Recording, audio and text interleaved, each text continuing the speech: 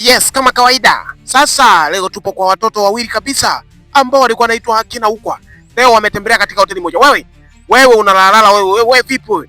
Mhudumu gani unakuwa mzembe mzembe? Nyanyuka tupatie wali maharage. Kila mmoja tuweke wali maharage. Sasa yule mpisha akaanza kujinyosha nyosha. Unajinyosha nyosha kiasi gani wewe? Nyinyi watoto mnasemaje? Tumekwambia tuwekee wali maharage 1500 kila mmoja. Nye 1500 hamna, tunauza kuanzia 2000. 2000 wali wa maharage ndio tunaouza. Wewe toka lini bei ikapanda hapa? Wewe msinisumbue nyinyi watoto. Nimewambia bei inaanzia 2000. Niacheni nilale. Sasa yule sister aliwajibu kabisa kwa nyodo. Mfanyakazi wewe, tumekwambia tupatie wali. Tupatie wali kila mmoja wa 1500. Sisi 2000 tutaupeleka wapi? Sasa wale watoto wakaanza kumletea kiwingu kabisa. Kuna mteja mmoja alikuwa anatoa macho kodo anaoangalia. Anasema sasa si mnaletea kiburi. Mnaniletea kiburi, si wahudumii. Kwa taarifa yenu si wahudumii, katafuteni hoteli nyingine ya kula. Wakamletea kiburi. Sasa kale kadogo kabisa kale kamoja kakasema sasa wewe unajifanya mjanja. Kaka muita kabisa mama mwenye hoteli. Mama njoo tusikilize huyu. Njoo tusikilize huyu anajifanya anagoma kutuhudumia. Mama fukuza huyu.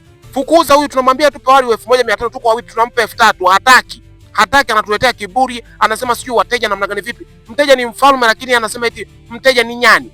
Mfukuze. Sasa yule binti kabisa akawa ametolewa kwa muda kabisa, si wahudumia watoto. Mama akawatuliza.